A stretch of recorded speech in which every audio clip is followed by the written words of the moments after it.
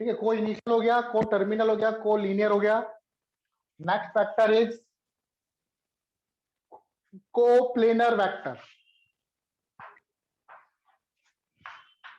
को planar vector, plane मतलब होता है सरफेस। ऐसे वेक्टर जो सेम प्लेन पे लाई कर रहे हो, vectors lying on same plane. ऐसे वेक्टर जो सेम प्लेन पे लाई कर रहे हो उन्हें बोलते हैं कोप्लेनर वेक्टर।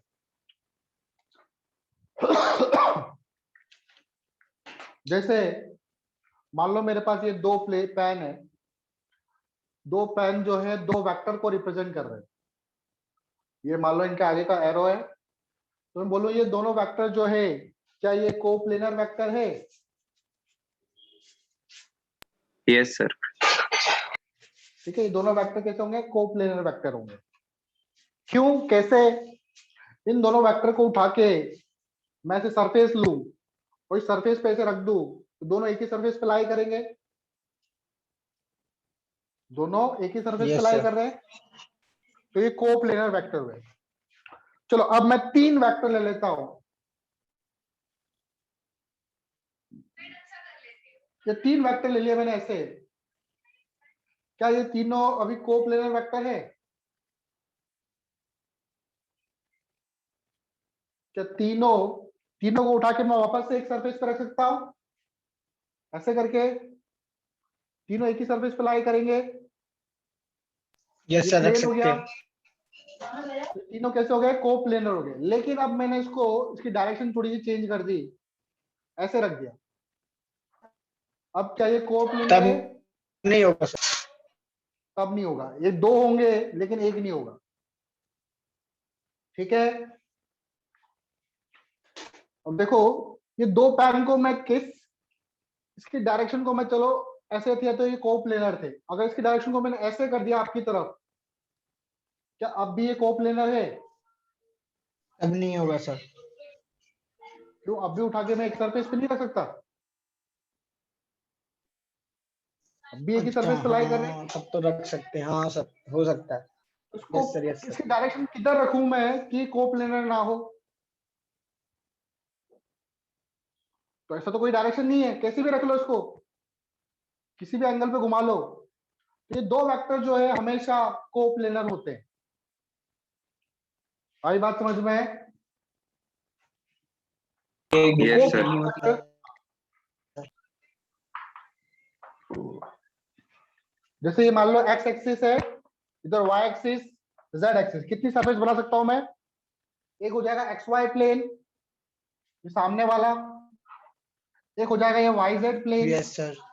और एक हो जाएगा ये एक्स जेड प्लेन। ऐसे तीन सरफेस बन सकती है। तो यहाँ पर जो वेक्टर बना रहा हूँ वो कोप्लेनर हुए। सरफेस पे जो वेक्टर बना रहा हूँ वो कोप्लेनर। नीचे वाली सरफेस पे बना रहा हूँ वो कोप्लेनर। ठीक है, और एक और चीज लिख लो, जो दो वेक्टर होते हैं हमेशा, two vectors are always coplanar. दो वेक्टर हमेशा कोप्लेनर होते हैं। दो से ज्यादा, तीन हो तो हो भी सकते हैं, नहीं भी हो सकते, लेकिन दो वेक्टर हमेशा कोप्लेनर होते हैं। ठीक है, यस सर। चलो नेक्स्ट देखो अब।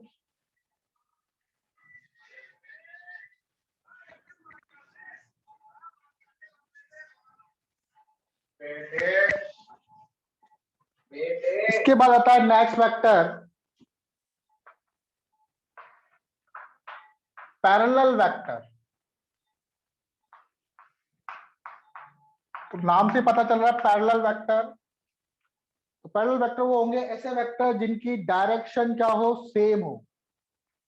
वेक्टर्स हैविंग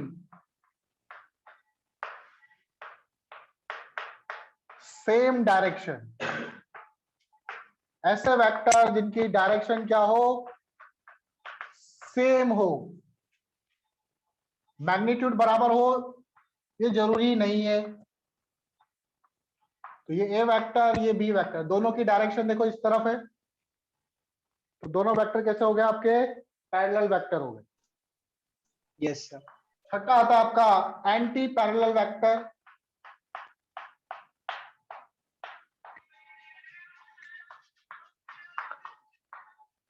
तो जिनकी डायरेक्शन क्या हो? अपोजिट हो, अपोजिट डायरेक्शन। ऐसा वेक्टर जिनकी डायरेक्शन जस्ट अपोजिट हो उसे बोलते हैं एंटी पैरेलल वेक्टर। एक वेक्टर ऐसे और जस्ट इसके अपोजिट में ये, ठीक है, तो ये हो गया एंटी पैरेलल वेक्टर। डायरेक्शन क्या होनी चाहिए? जस्ट अपोजिट होनी चाहिए। Yes sir. चलो इसके बाद आता है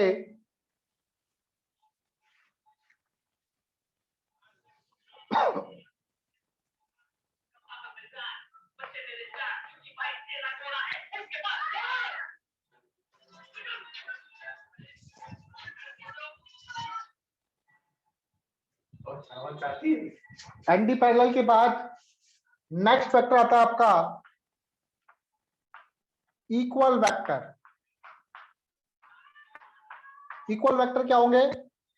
देखो वेक्टर कब इक्वल हो सकते हैं? वेक्टर में दो चीज होती है, एक होता है मैग्नीट्यूड और एक होता है डायरेक्शन। तो अगर दो वेक्टर जिनका मैग्नीट्यूड सेम हो और डायरेक्शन सेम हो तो वेक्टर क्या हो जाएंगे? इक्वल हो जाएंगे। Vectors having equal magnitude, equal magnitude and same direction.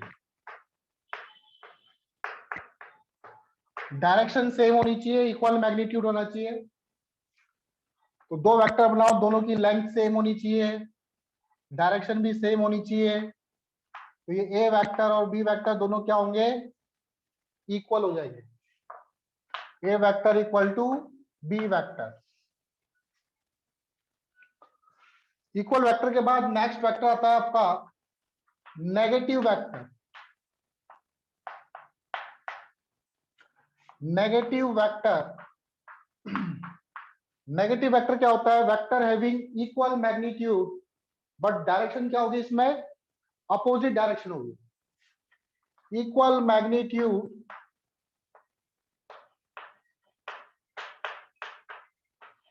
But opposite direction. Direction opposite होनी चाहिए। एक वेक्टर ऐसे, दूसरा वेक्टर जस्ट के अपोजिट। ए वेक्टर इधर और इधर बी वेक्टर, ठीक है। और ए वेक्टर प्लस बी वेक्टर का सम क्या होगा बताओ? दोनों अपोजिट है, बराबर में मैग्नीट्यूड के, तो दोनों को ऐड करूंगा कितना आएगा? 0। ठीक है, कितना आएगा? 0 आएगा।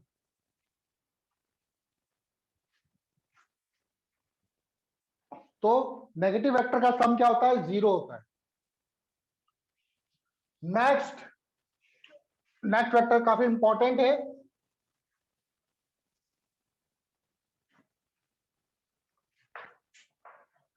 नेक्स्ट वेक्टर आता है आपका जीरो वेक्टर। क्या होगा जीरो वेक्टर? ऐसा वेक्टर जिसका मैग्नीट्यूड क्या हो? 0। Vector having 0 magnitude.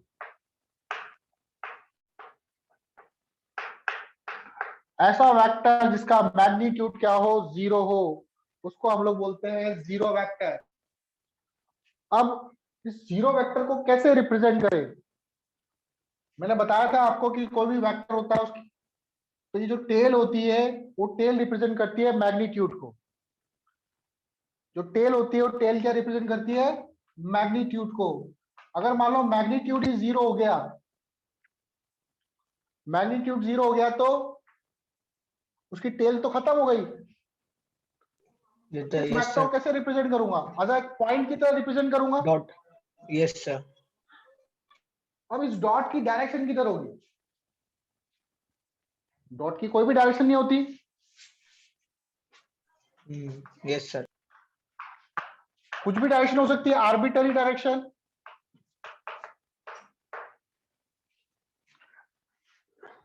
तो ना तो इसकी डायरेक्शन कोई फिक्स है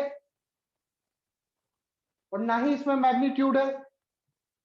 तो मेरा क्वेश्चन ये है कि ना तो इसके पास मैग्नीट्यूड है, ना ही कोई फिक्स डायरेक्शन है, फिर भी हमने इसको वेक्टर क्यों बोला? क्योंकि वेक्टर में तो क्या होता है, मैग्नीट्यूड होना चाहिए और डायरेक्शन होनी चाहिए। ना तो इसके पास मैग्नीट्यूड है, Direction ना ही चाहिए, इसके पास sir. डायरेक्शन है। ना ही तो कोई मैग्नीट्यूड है और ना ही कोई फिक्स डायरेक्शन है, तो ये वेक्टर कहां से कहलाएगा? इसको हमने वेक्टर क्यों बोला? तो देखो इसका रीजन, जैसे मान लो एक ब्लॉक ले लिया मैंने, यहां से मैं एक फोर्स लगा रहा हूं F1, इसकी वैल्यू है 10 न्यूटन। यहां से फोर्स लगा रहा हूं मैं F2, इसकी वैल्यू है 8 न्यूटन। बताओ नेट फोर्स कितना आएगा? 10 माइनस 8, 2 न्यूटन फोर्स आएगा। Yes, sir. ये F1 ये क्या है? वेक्टर क्वांटिटी है फोर्स। ये भी क्या है? वेक्टर क्वांटिटी है। तो इनका जो रिजल्टेंट हुआ वो क्या हुआ? वेक्टर हुआ। अब अगर फोर्स को 8 से बढ़ाकर मैंने 9 न्यूटन कर दिया और इधर भी फोर्स इधर तो 10 ही है, अब नेट फोर्स क्या होगा? अब नेट फोर्स 1 न्यूटन हो जाएगा। ये भी वेक्टर है, ये भी वेक्टर है, जो रिजल्टेंट आया वो भी क्या है? वेक्टर है। अब मान लो इधर से फोर्स बढ़ा के आपने 10 न्यूटन कर दिया और इधर भी फोर्स आपने 10 न्यूटन कर दिया, तो अब तो नेट फोर्स 0 आएगा। ये वेक्टर, ये Yes, sir. वेक्टर, तो नेट फोर्स भी आपका वेक्टर होना चाहिए, क्योंकि पहले भी तो वेक्टर था। यहां पर ये वेक्टर आ रहा है, यहां पर ये Yes, sir. वेक्टर आ रहा है नेट फोर्स, तो अभी भी वेक्टर होना चाहिए। बात समझ में आई कुछ? Yes, तो sir. इसका रीजन क्या लिखेंगे हम लोग कि वेक्टर का सम या डिफरेंस करते हैं हम लोग जब भी, तो जो क्वांटिटी बनती है वो वेक्टर ही होती है। सम और difference of two vector is also a vector quantity, is also a vector quantity। वो वेक्टर ही होगा, वो स्केलर नहीं बन जाएगा। अगर दोनों का मैग्नीट्यूड इक्वल है तो उनका रिजल्टेंट 0 आता है, उसको 0 वेक्टर बोलेंगे हम लोग, वो वेक्टर कहलाएगा, ना कि स्केलर। समझ गए? Yes, sir. चलो नेक्स्ट वेक्टर आता है आपका, ठीक है, जीरो वेक्टर को समझना काफी इंपॉर्टेंट था। नेक्स्ट है unit vector. Unit vector is also very important.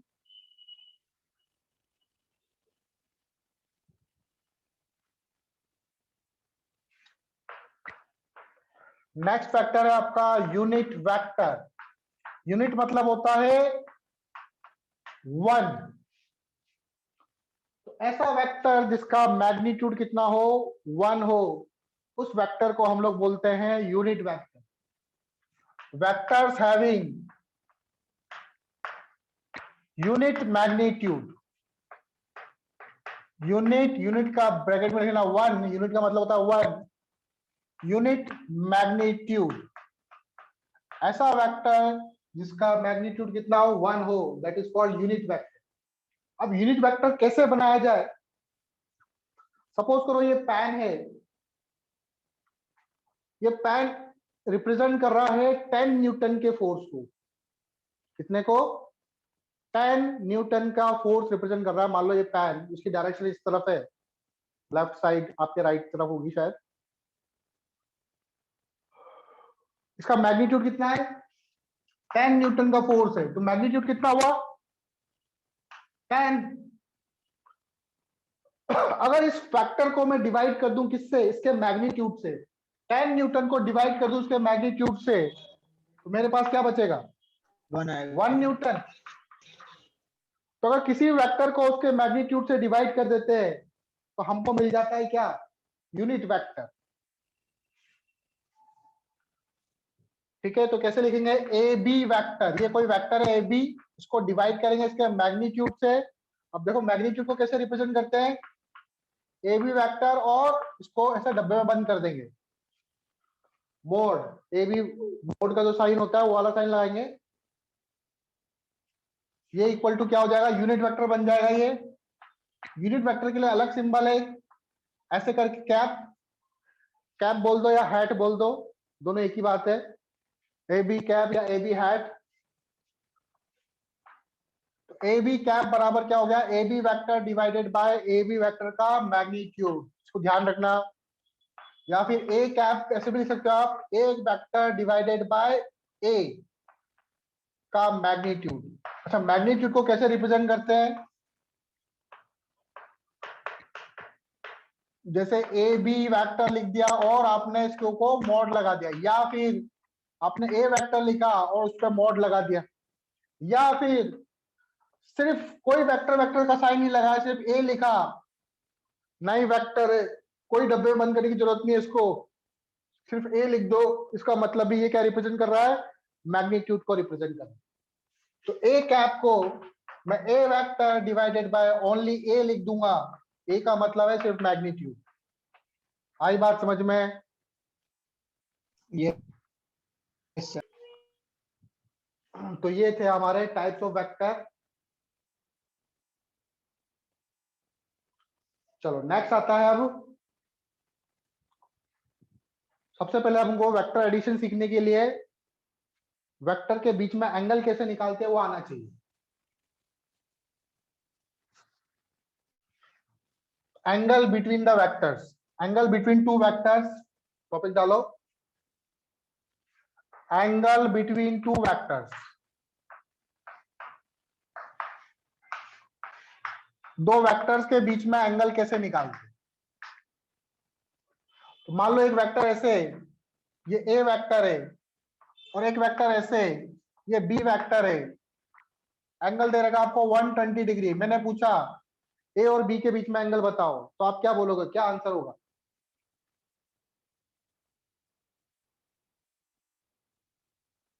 A vector और बी वेक्टर के बीच में अगर मैं एंगल पूछूं तो क्या आंसर होगा?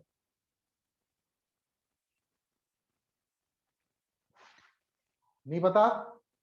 तो देखो, एंगल निकालने के लिए वेक्टर को या तो दोनों के टेल टेल जुड़े होने चाहिए, either join head to head,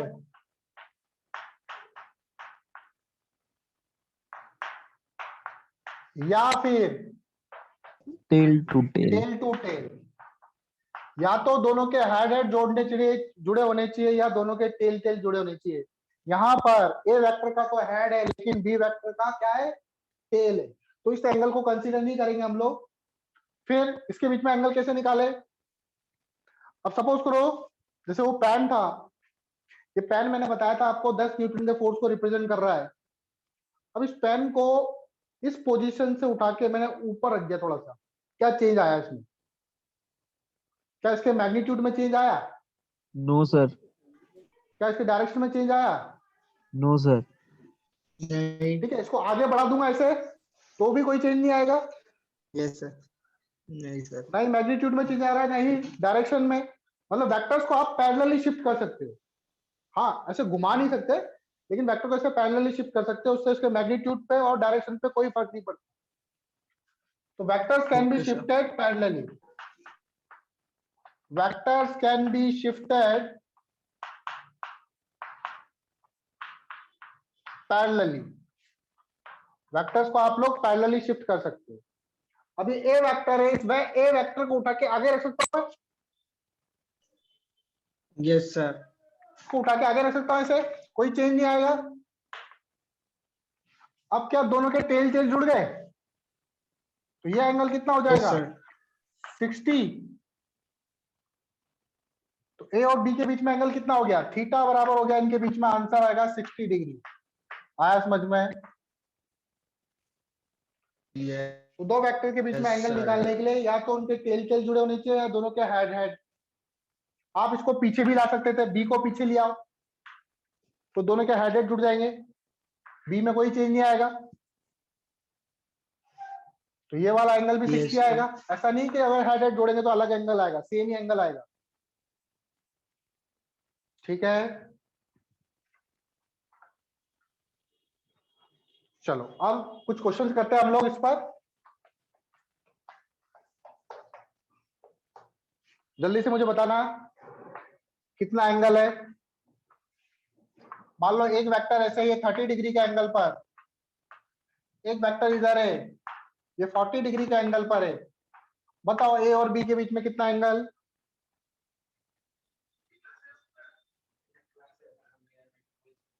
बताओ ए और बी के बीच में कितना एंगल है? इसको उठा के सर इन दोनों को नीचे ले जाएंगे।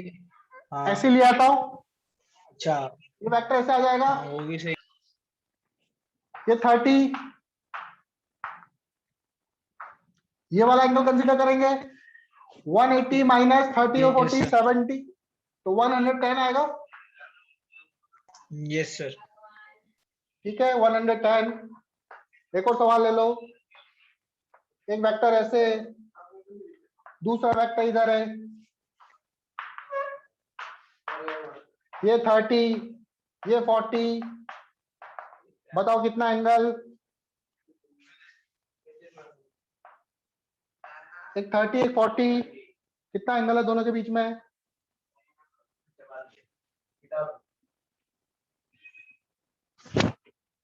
इसमें आंसर लिख देना थीटा 110। इसमें भी तो 110 होगा। क्या करेंगे देखो, दोनों को उठा के ओरिजिन पे ले आओ, ज्यादा आसान रहेगा। दोनों को उठा के ओरिजिन पे ले आओ, ए को लाया ओरिजिन पे ए से, ये एंगल 30, बी को लाऊंगा ओरिजिन पे ऐसे, ये एंगल 40। ए और बी के बीच में एंगल कौन सा होगा? ये पूरा, ये 30 ये 60 होगा, क्योंकि 90 होता है एक्स और वाई। हाँ yes, ये 30 तो ये वाला एंगल 60, टोटल एंगल कितना हो जाएगा? 40 प्लस 60, 100। 100 डिग्री आएगा। आया समझ में? सर इसमें ये नहीं कर सकते जैसे 30 डिग्री वाला जो है उसको वैसे ही रहने दो, बी वाले को थोड़ा पीछे ले आते हैं तो टेल टेल ज्वाइन हो जाओगी इसकी। बी वाले को इसके टेल से ज्वाइन कर दो ना, मतलब पीछे लिया उसको थोड़ा तो टेल तो ज्वाइन ही ऐसे हो जाएगी ना। हाँ हाँ ऐसे। तो हाँ। ये एंगल किससे बना रहा था? ये तो वाई एक्सिस से 40 बना रहा था। इसका जो एंगल था अच्छा वो वाई एक्सिस से था। तो अगेन ये हाँ कितना यस सर होगा? यस सर 60 होगा। समझ गया। समझ गए? तो ऐसे दो वेक्टर के बीच में एंगल निकाल सकते हैं हम लोग। Yes sir. चलो नेक्स्ट आता है vector law of addition. Vector को जोड़ते कैसे? Vector law of addition, vector law of addition, vector को जोड़ते कैसे? तो वेक्टर को जोड़ने के तीन अलग अलग लॉ है।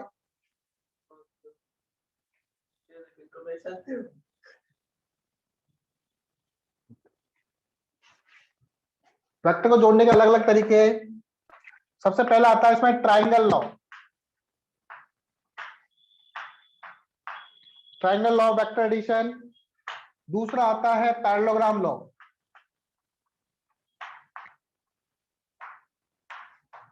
और तीसरा आता है आपका पॉलीगन लॉ। ठीक है, ये तीन लॉ होते हैं। ट्राइंगल लॉ और पैरेललोग्राम लगभग एक जैसे ही है। पॉलीगन लॉ, ट्राइंगल लॉ और पैरेललोग्राम लॉ ये दो वेक्टर को ऐड करने के लिए काम आता है, और ये polygon law more than two vector. दो वेक्टर से ज्यादा हो तो उनको ऐड करने के लिए हम लोग यूज करते हैं पॉलीगन लॉ। सबसे पहले लेंगे हम लोग ट्राइंगल लॉ।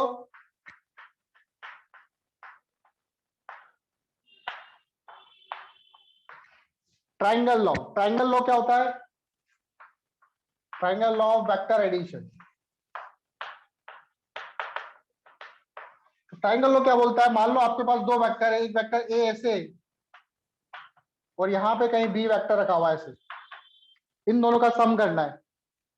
तो ट्राइंगल लॉ क्या बोलता है कि सबसे पहले इन दोनों वेक्टर को पास पास लाओ और इस तरह से लाओ कि एक का हेड दूसरे के टेल से कोइंसाइड करे। सबसे पहले दोनों वेक्टर को पास पास लाओ, पास पास लाए और एक का हेड दूसरे के टेल से कोइंसाइड करे। तो यहाँ पर देखो ए वेक्टर का हेड और बी वेक्टर का टेल कोइंसाइड कर रहा है। अब इन दोनों Yes. को ट्राइंगल की दो साइड समझो, इन दोनों को ट्राइंगल की दो साइड समझो और थर्ड साइड को कंप्लीट करो। तो थर्ड साइड को कंप्लीट किया, एक ट्राइंगल बन गया। इसका जो ऑर्डर होना चाहिए, जैसे ये वेक्टर यहाँ से चालू यहाँ पे खत्म हुआ, फिर ये चालू यहाँ पे खत्म, तो तीसरा यहाँ पे चालू यहाँ खत्म होना चाहिए था, लेकिन इसकी डायरेक्शन अपोजिट आएगी। ये सी वेक्टर Yes, होगा sir. या आर वेक्टर से, इसको सी से रिप्रेजेंट कर लो या फिर आर से भी करते हैं। तो सी वेक्टर जो होगा वो सम होगा किसका, A vector plus B vector. B vector का। आई बात समझ में? स्टेटमेंट लिखाने की जरूरत नहीं है ना। दोनों वेक्टर को नहीं। पास पास लाओ, एक का हेड दूसरे के टेल से कोइंसाइड है, तो थर्ड साइड होगी ट्राइंगल की that represent the resultant vector.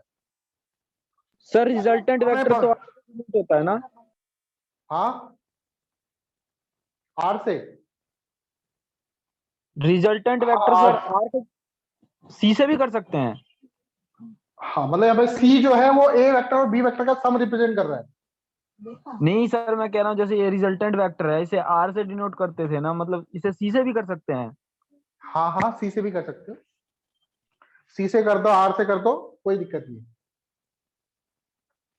ठीक है, 2 मिनट रुक जाओ बस। अब देखो यहाँ पर मुझे ये पता चल गया कि वेक्टर को सम कैसे करते हैं। अब इसका मैग्नीट्यूड क्या होगा, इसकी डायरेक्शन क्या होगी, वो सब निकालते हैं।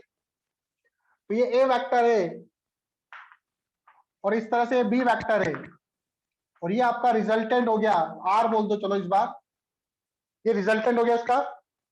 दोनों के बीच में एंगल कौन सा वाला लेंगे, इधर वाला कि इधर वाला?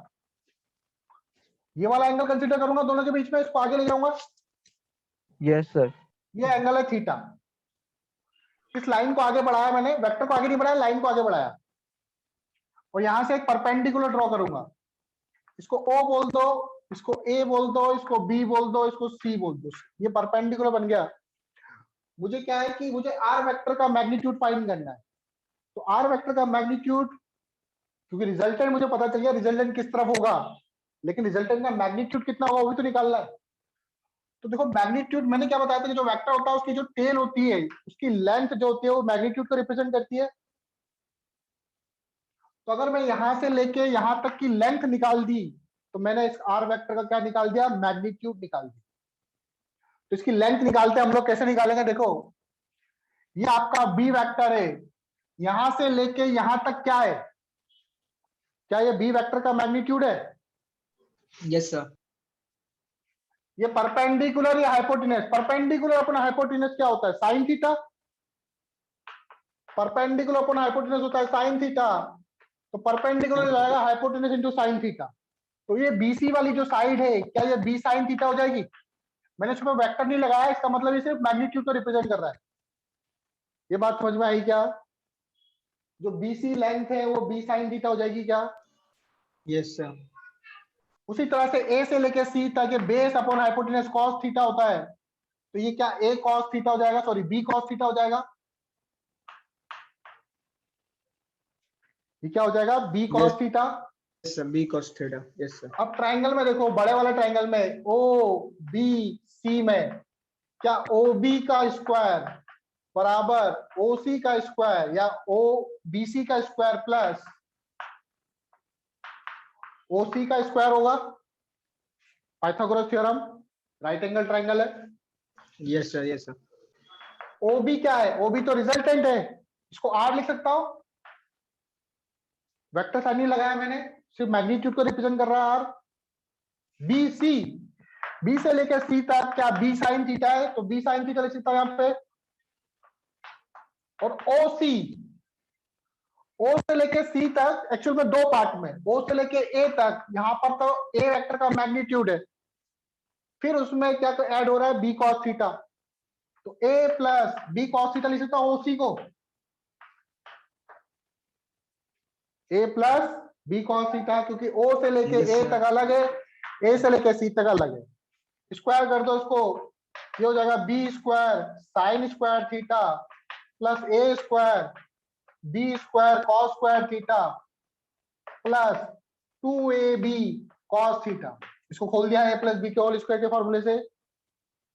यहाँ पर B square sine square theta, यहाँ पर B square cos square theta है, दोनों में क्या कॉमन है, बी स्क्वायर।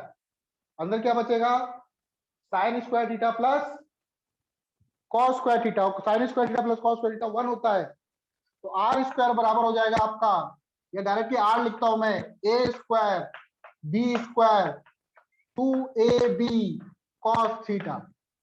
ये आपका हो जाएगा रिजल्टेंट। रिजल्टेंट का मैग्नीट्यूड इसे याद रखना है, वेरी इंपॉर्टेंट। आर बराबर होता है A square B square 2ab cos theta. समझ गए? Yes, sir. अब मुझसे पूछ ले कि जो रिजल्टेंट है ये ए वेक्टर से कितना एंगल बना रहा है, मान लो अल्फा एंगल बना रहा है, तो अल्फा की वैल्यू क्या होगी? तो वापस से बड़े वाले ट्रायंगल में देखो, ये परपेंडिकुलर है यहां से लेके यहां तक बेस, तो tan अल्फा बराबर परपेंडिकुलर में क्या है, बी साइन थीटा, बेस में क्या है, ए प्लस बी कॉस थीटा। तो यहां से आप एंगल निकाल सकते हो कि जो रिजल्टेंट होगा वो उसका एंगल क्या होगा। आई बात समझ में? और देखो ये वाला एंगल ये बीटा कहलाएगा, दिस इज द एंगल, दोनों के हेड हेड जुड़ रहे हैं यहाँ पे, तो tan बीटा की वैल्यू क्या होगी, कुछ मत करो, जहां पर बी है वहां पे ए कर दो और ए की जगह बी कर दो, A sine theta divided by B plus A cos theta, तो ये आपका tan बीटा आ जाएगा। समझ गए? Yes. अल्फा जो है वो किसके साथ एंगल है, ए के साथ, तो देखो ए का कंपेयर नहीं करना है आपको, B sine theta A plus B cos theta. Beta किसके साथ एंगल है, बी के साथ, तो उसके कंपोनेंट नहीं होंगे, ठीक है, वो सिंगल में आएगा, उसके साथ ना साइन आएगा ना कॉस आएगा, इस चीज का ध्यान रखना, ये तीनों चीजें। Okay, sir. बाकी नेक्स्ट क्लास में हम लोग पढ़ेंगे फिर पैरेललोग्राम लो।